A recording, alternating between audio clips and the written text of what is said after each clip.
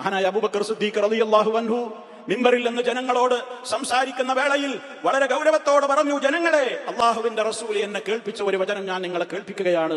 സിദ്ദീഖുൽ അക്ബർ റളിയല്ലാഹു തആല അൻഹു അവിടുത്തെ ഖുത്ബയിൽ പറഞ്ഞു, അയ്യുഹന്നാസ്, ജനങ്ങളെ, അല്ലാഹുവിന്റെ റസൂൽ പറഞ്ഞ വാചകമാണ്, ഇന്നന്നാസ ലം യുഅ്തൗ ഫിദ്ദുനിയാ ഖൈറൻ മിനൽ യഖീനി വൽ മുആഫാത്ത്.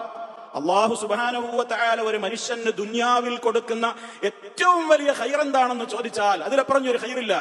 യഖീനും ആരോഗ്യവുമാണ്. ഈമാനികമായി നല്ല സുദൃഢത, അതോടൊപ്പം ശാരീരികമായ ആഫിയത്ത് ഉണ്ടാവുക, എല്ലാ അർത്ഥത്തിലും അവന് ആരോഗ്യവും ഉണ്ടാവുക. ഇതിലേറെ നൽകപ്പെടുന്ന വലിയൊരു കാര്യം പ്രധാനമായിട്ടില്ല.